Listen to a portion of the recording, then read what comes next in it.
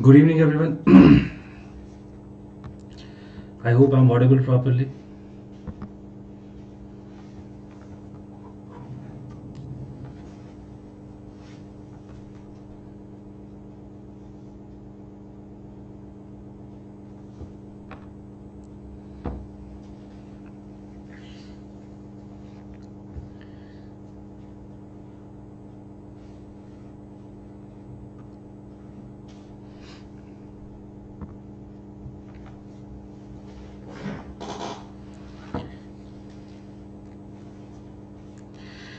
Okay, so as you all know that we are having let's say so many sessions, right? And in fact, like in the past few sessions we have tried to understand various other things, such as we talked about the important areas of the syllabus. We also discussed about, let's say, the areas which should be focused, how to frame the answers, how to understand paper 1, then paper 2, in the same way how to write the answers in paper 1, paper 2. That's how we had been trying to understand several such things, through these sessions, through these smaller sessions, I must say, right? Now, like, in the same series, I'm just here to discuss another topic which is very important topic, and in fact that's going to ease your work, right? Ease your work to a greater extent. And this is about understanding history through various models. Got my point? So as the name itself is very clear, that here we have been discussing about, let's say, understanding history through various models, right? Now that sounds quite strange, that may sound quite strange for many of you. But when it comes to history optional, the way it is normally believed, that it is just a kind of collection of facts, and we are just supposed to cover some of the facts, nothing else. Like, this is one popular perception. But I must tell you that this is not the way in which you are supposed to understand history. When you have been preparing history optional, the moment you think of preparing history optional, or then you start preparing for it, and then there are several things which are really making it very different.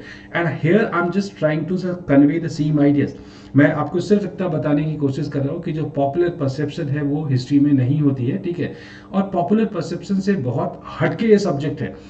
तो हटके कैसे है, ठीक है? तो उसके उसी सिलसिले में बात करते हुए हमने बहुत सारी चीज़ों के बारे में बात किया हमने, ठीक है, जिसके बारे में मैं अभी आपको बता रहा था, ठीक है, कि बहुत सारी चीज़ें हैं कि किन एरियाज पे फोकस करना चाहिए, कैसे आंसर लिखना चाहिए, ये सारी चीज़ें हैं, ठीक है। इसी सिलसिले में हम एक और टॉपिक जो है डिस्कस करने वाले हैं, वो क्या है? Understanding history through various models, right? Now, what is this various model? How come it is helping us to understand history? These are the things what I'm going to discuss in this particular session, right? So as far as history is concerned, that point you have early, like if you have watched the early sessions or the previous sessions, in that case you must have understood that specifically this is going to be applied, specifically this is going to be applied in which part? Paper 1. Even in paper 2 also you can apply it without any doubt, like it can be applied in paper 1, paper 2, both, but it is more applicable in paper 2, paper 1. And in fact on various occasions you'll be able ki, if you have understood one sort of thing, like one sort of thing, and that's helping you to understand many other topics. Got my point? Such as, what are these various models? So when it comes to, let's say, paper 1, I'll get you some examples of paper 1 also, paper 2 also. So suppose you need to understand, let's say you need to understand certain topics, right? You need to understand certain topics. Now the point is that what topics I have been talking about, or what kind of topics I have been talking about. So like if you'll see the society, in that case you'll find there are some dimension what we cover in optional papers, such as there is a political dimension, right? There is a political dimension. Then it comes to, let's say, economic dimension, economic dimension. Then it comes to, let's say, social dimension, religious dimension, and so on, right? So this is how we just try to understand various such dimensions in history optional, right? So when it comes to various these dimensions, political, economic, social, religious, in every such area or domain of society, you may apply some model. And in fact this is such a model which is going to be applicable in every phase.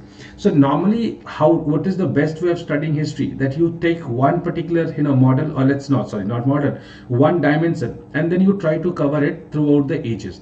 What kind of political structure was there in Harappan civilization? What political structure appeared in early Vedic period, then later Vedic period, Mahajanpada period? Then it comes to Mauryan period, the post-Mauryan period, Gupta period, and so on, early medieval period.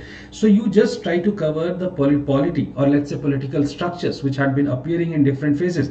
And yes, this is true that in every phase it does not remain same, rather either minor or the major changes could be noticed. हर एक phase में कुछ ना कुछ बदलाव आपको देखने को मिलते हैं. अब वो बदलाव छोटे भी हो सकते हैं, वो बदलाव बड़े भी हो सकते हैं, ठीक है. तो उस तरीके से हम पॉलिटी को समझने की कोशिश करते हैं. When it comes to, let's say, economy, the same idea can be applied here also. Like when people started in the prehistory, their economy, what kind of economy or survival pattern they had? They were primarily dependent on hunting and gathering, right? Then from there they converted into agriculturist community. From agriculturist community they created surplus. Then they reached to, let's say, the kind of complex economy which does have at one hand agriculture, on the other hand trade and commerce, then manufacturing, and so on. And then gradually some more institutions are coming into it, and that's how you just try to trace all these developments which had been coming in economy over the period, and that's how you trace the economic developments, right? So this is how you understand economy. In the same way, society, the society throughout the ages never remained same, rather gradual changes did appear over the period. such as if you see the prehistoric societies, it's called as primitive communism. When it comes to, let's say, the Harappan society, it was a different society, can be called as hierarchical society. Then early Vedic, later Vedic society, then certain institutions appearing here. Then we reach to another, let's say, period which is known as Mahajanpada, and then society keeps on changing. By the time of Gupta period, you find some greater amount of change, the changes which do appear, and that's how we can say that again transition and transformations are there. The same can be discussed for religion also. So that is how you can talk about several, such dimensions, that what we are supposed to cover, what we are supposed to cover here in, let's say, in history. Now when it comes to understanding them, I must tell you that there might be two ways of understanding it. You just cover every period, and you try to understand the developments which are happening. So you are just following, let's say, in this happened in this period, that happened in that, another period, and so on, right? So in every period you have been trying to understand all these changes. But if you have been trying to understand them with respect to some models, in that case your job is becoming quite easy, and that's how, let's say, the things are becoming easy for you. Let's say, let's say for the sake of example, we can talk about any example we can take. So let's say, let us take one example from economy, right? One example from economy. Now when it comes to economy, there is a very important dimension in the economy which is known as urbanization.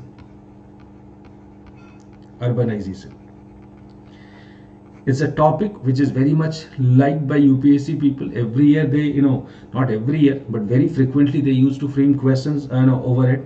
And when it comes to urbanization in Indian context, you all must have heard that there were certain stages of urbanization in India. At one hand, you'll find the first urbanization was called as IVC urbanization, right? Or the urbanization under this IVC. The second stage is considered to be the Mahajanpada period, which is considered to be the period for the second urbanization. And that's how we see the third urbanization and so on, right?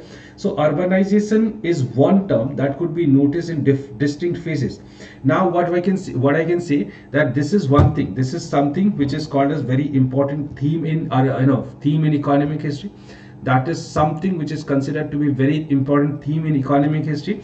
But that same theme could be noticed in various phases. So do I need to apply, do I need to understand them separately? क्या हमें उसको अलग से समझने की जरूरत है, या फिर जो है हम उनको either we are supposed to understand it in a in every field differently, or else if we got a kind of basic understanding of urbanization which could be applied to every period. So I'll rather, instead of saying that you need to understand urbanization in every period differently, I'll say that urbanization is one model that you need to understand only once, and the moment you have understood it, and then you need to just apply these ideas, and you'll be able to understand the urbanization in every period. एक बार जब आपने इसको समझा तो आप उसको हर period में उसी तरीके से अप्लाई कर सकते हैं। हो सकता है फैक्ट्स जो है वो बदल जाए, ठीक है, it is very much likely that the facts are slightly changing, but more less the things are going to remain same. That's how you can understand it. Let's see that how we can understand the urbanization. So like first of all I must tell you that urbanization does not mean that the development of cities and some other thing, because this is a very popular perception ki when cities are there, when some like infrastructural developments are there, that's called as urbanization। जब थोड़े बहुत जो है संरचनात्मक परिवर्तन है, ठीक है, कुछ बड़े बिल्डिंग्स देखने को मिलते हैं, कुछ ऑर्गेनाइज या स्ट्रक्चर्ड लाइफ देखने को मिलती, तो उसको हम अर्बनाइजेशन कहते हैं। That's not the historical definition of urbanization. ऐतिहासिक जो है या हिस्टोरिकल डेफिनेशन अर्बनाइजेशन की क्या होती है? ऐतिहासिक डेफिनेशन ये है कि जब जो है आप देखते हैं कि सेकेंडरी इकोनॉमिक एक्टिविटीज का एक बूम देखने को मिलता है। अब सेकेंडरी इकोनॉमिक एक्टिविटीज में भी बहुत सारी चीजें होती है, जैसे आप मैन्युफैक्चर को काउंट कर सकते हैं, आप ट्रेड एंड कॉमर्स को काउंट कर सकते हैं। So that's how you can really count various sort of things, right? And then you can understand that okay, this is how like there is a boom in the secondary economic activities, and that's how you can understand the urbanization. Let me tell you, such as when you see like what is the historical development, or how come the historical development of urbanization could be understood।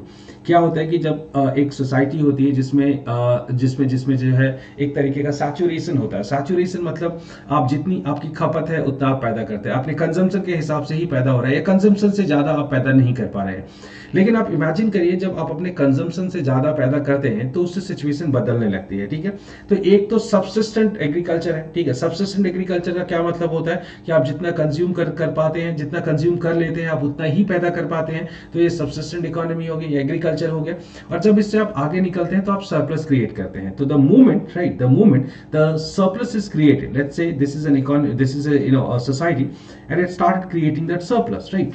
So the moment the surplus is coming, that surplus leads to the development of what? Secondary economic activities. That leads to secondary economic activities. And when it's, I have already told you that what are the things which are important in the secondary economic activities। क्या क्या चीजें हैं जो इसमें important है, ये आप समझते हैं। मैन्युफैक्चरिंग की बात कर सकते हैं, हम ट्रेड एंड कॉमर्स की बात कर सकते हैं, ठीक है। और जैसे ही जो है सेकेंडरी इकोनॉमिक एक्टिविटीज आती है और इसके साथ कुछ और मेजर चेंजेस होने शुरू होते हैं। मेजर चेंजेस में हम किन की बात कर सकते हैं? जैसे हम बात कर सकते हैं, लेट्स से क्या होता है कि स्पेशलाइजेशन, ट्रेड और कॉमर्स में स्पेशलाइजेशन एक तरीके का बढ़ता है, या मैन्युफैक्चरिंग में भी स्पेशलाइजेशन बढ़ता है। हालांकि दूसरे फैक्टर्स भी होते हैं, बट एक फैक्टर जो हमेशा काम करता है यहाँ पे, वो फैक्टर सिंपली ये है कि जब आप जो है बहुत सारी एक्टिविटीज या इकोनॉमिक एक्टिविटीज या ऑक्यूपेशन में एक साथ इन्वॉल्व है, when you are occupied in multiple economic activities simultaneously, that's quite obvious that you won't be able to generate any kind of specialization as such, ठीक है।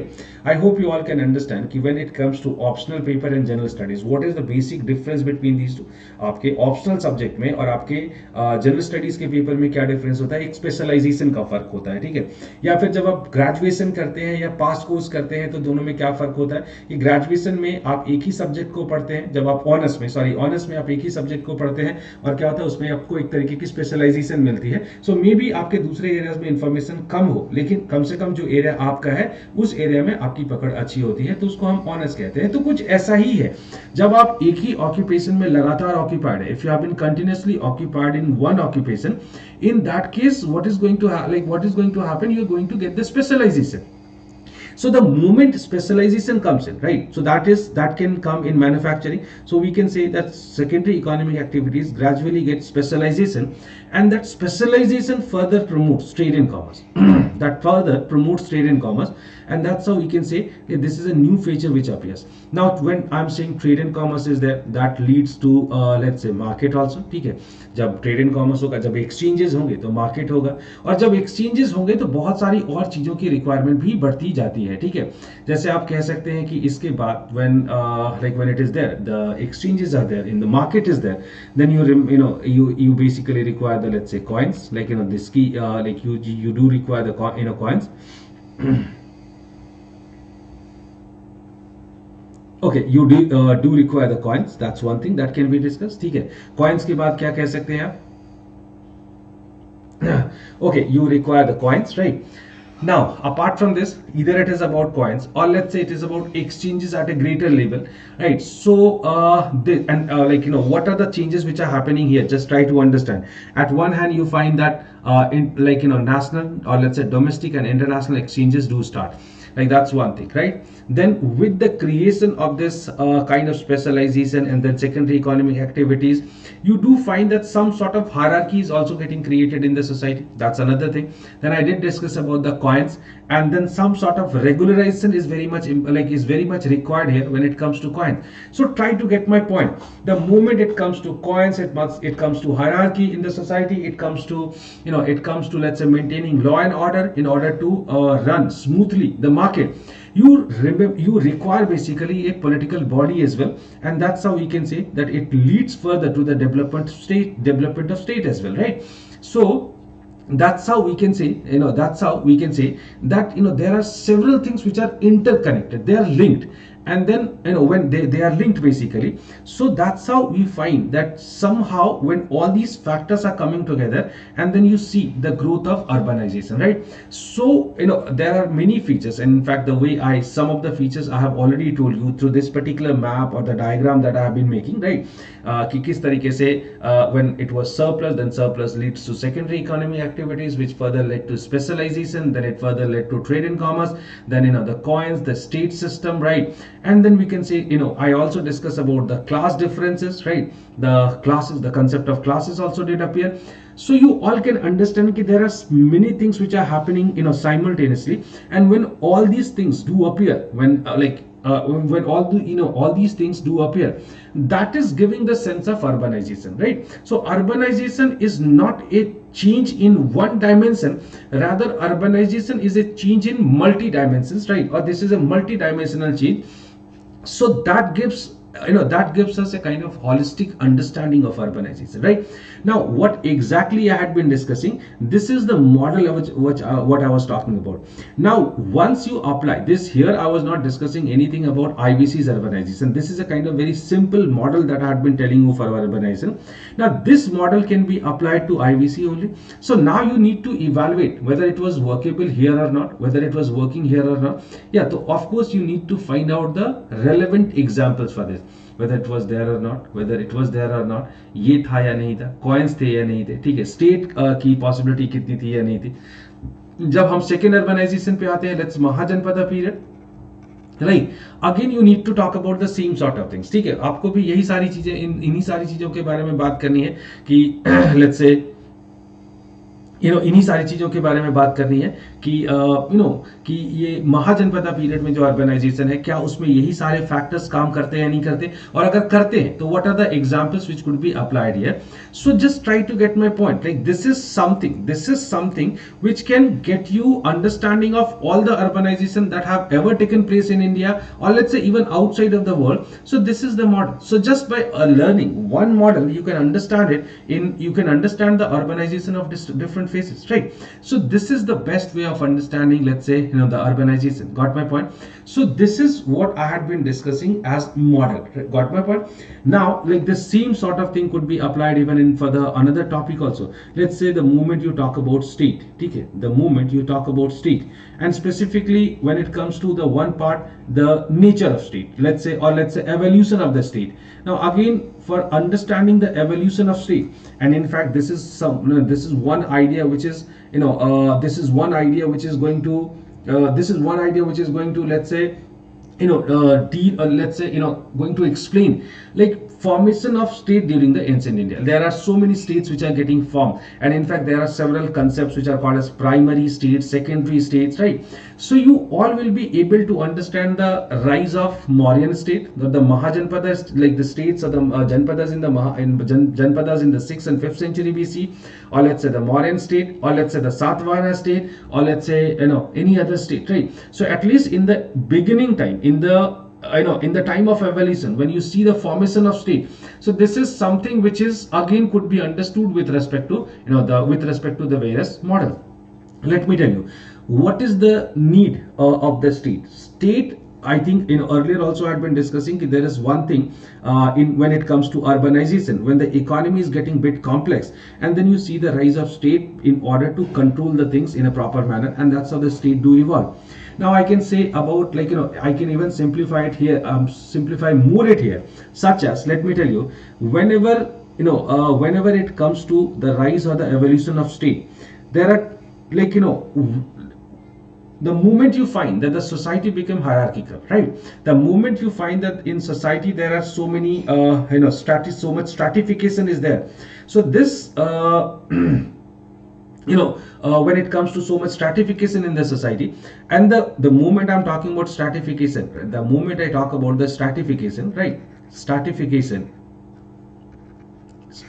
there might be two different kind of stratification. What are these stratification? One may be social stratification, right? One may be class stratification, right? So when I was discussing about urbanization, I had been basically talking about the class stratification, right? So that class stratification, the moment any kind of stratification is coming, it's quite obvious that some sort of conflict will arise in the society.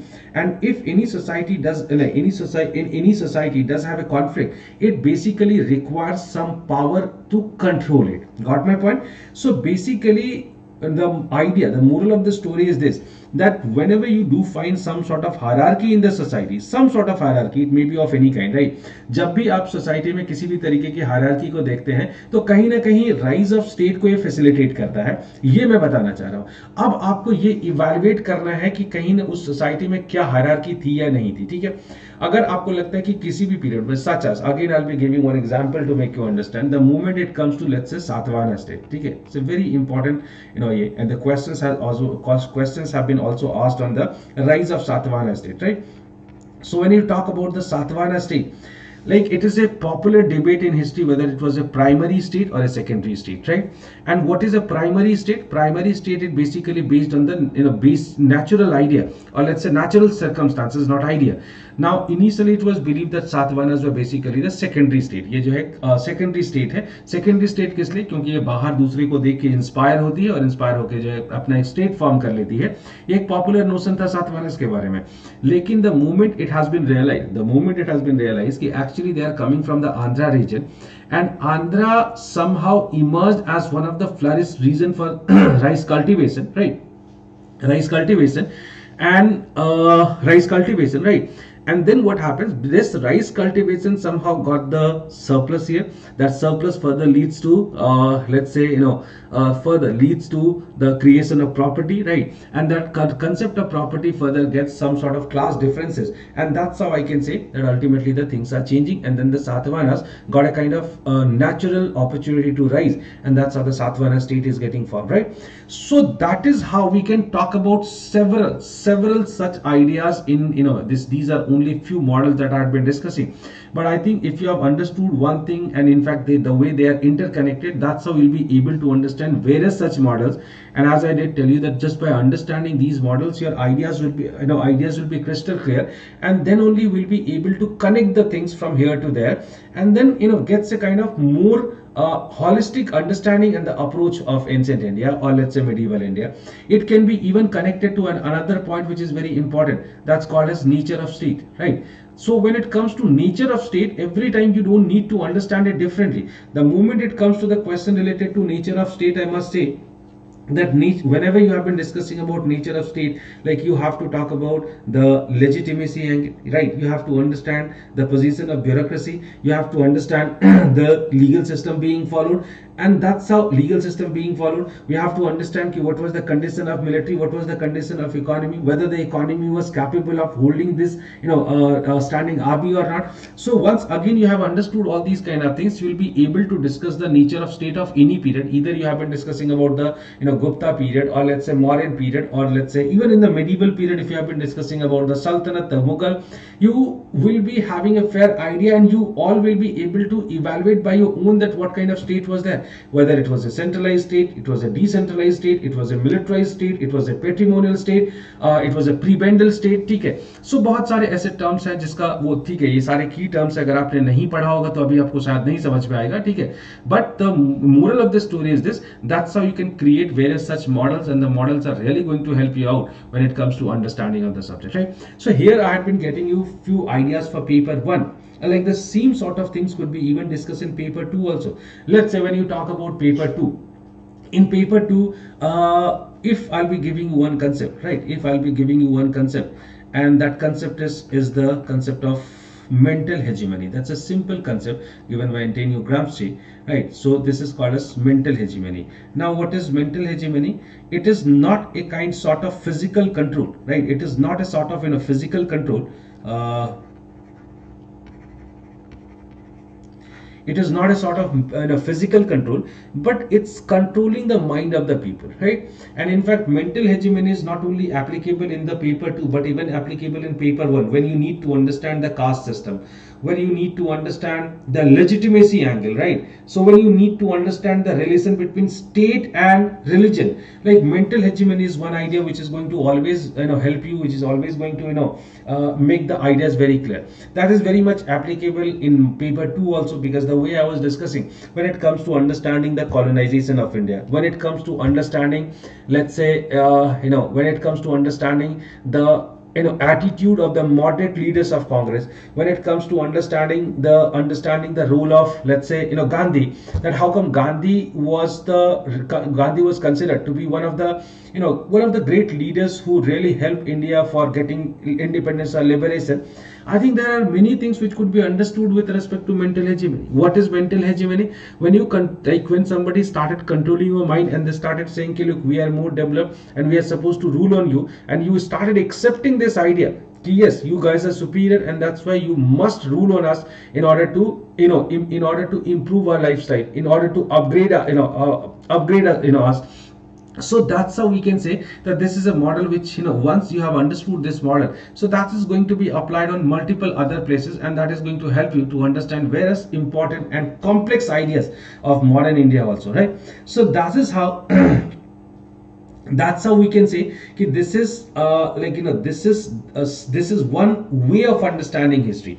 So if you have been taking history as only the collection of facts, or only the collection of facts, in that case it is a completely wrong perception for you guys. It is really becoming interesting when you understand history with this particular perspective. So that's the beauty of this subject, and in fact, when you start understanding these kind of things, I must tell you that you will start gradually enjoying the subject. And that's how, it's not necessary that every part should be covered isolatedly or separately. By understanding these models, you can frame the things by your own, and in fact the historians are also studying in the same way this particular discipline. So this is one thing that you should definitely apply when you read history, and if you have been applying these kind of models, which are really going to be very helpful for you. So that's it for today, right? This is what I was trying to discuss. I hope I could make you understand that how come these models should be applied, and how come these models are going to help you in order to to understand the society and the various developments in the society, the various other movements. So this is what this is what I meant actually from this topic. So maybe many of you must be confused what exactly this topic is. So these kind of models basically I had been discussing. So ultimately what happens, the society, whenever it evolves, when it grows, like society, though it is not, there was no scientific rule which could be applied. It is not like science. It is definitely not like science. But yeah, this is true. This is definitely true that ultimately human behavior is more or less also very same, right? The institutions also do react in the same way. So that's how we can understand history in a better way. That was the moral of today's lecture. So I hope I got convinced. I just convinced you. You understood me, and you'll be able to apply these ideas in your paper, right? So thank you all for joining the session. I hope you must have enjoyed the session. So see you next month, with a new session. So happy new year to all of you. See you in the next session. Good night, everyone.